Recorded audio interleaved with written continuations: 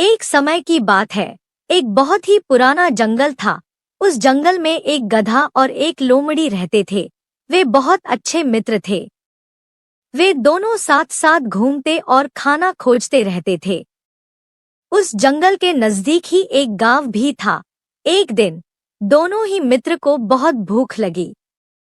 वे भोजन की तलाश में चलते चलते गांव के नजदीक एक हरे भरे खेत में चले गए।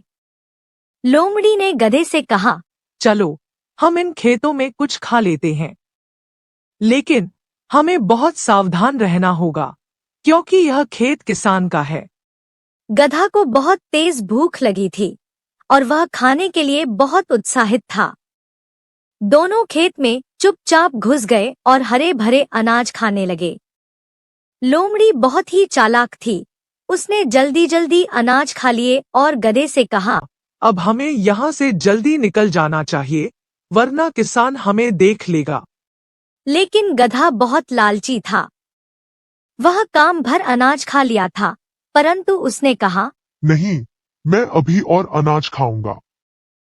तुम्हें जाना है तो जाओ, मुझे कोई डर नहीं है। लोमड़ी समझ गई कि गधा मुसीबत में पड़ने वाला है, इसलिए लोमड़ी चुपचाप वहां से चली गई।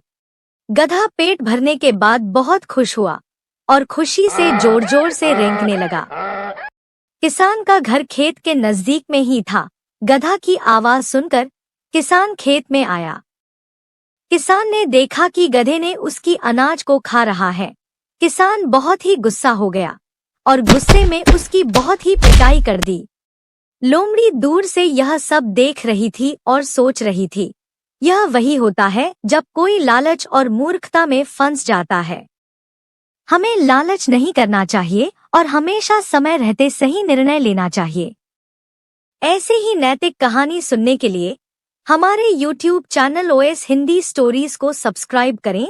धन्यवाद।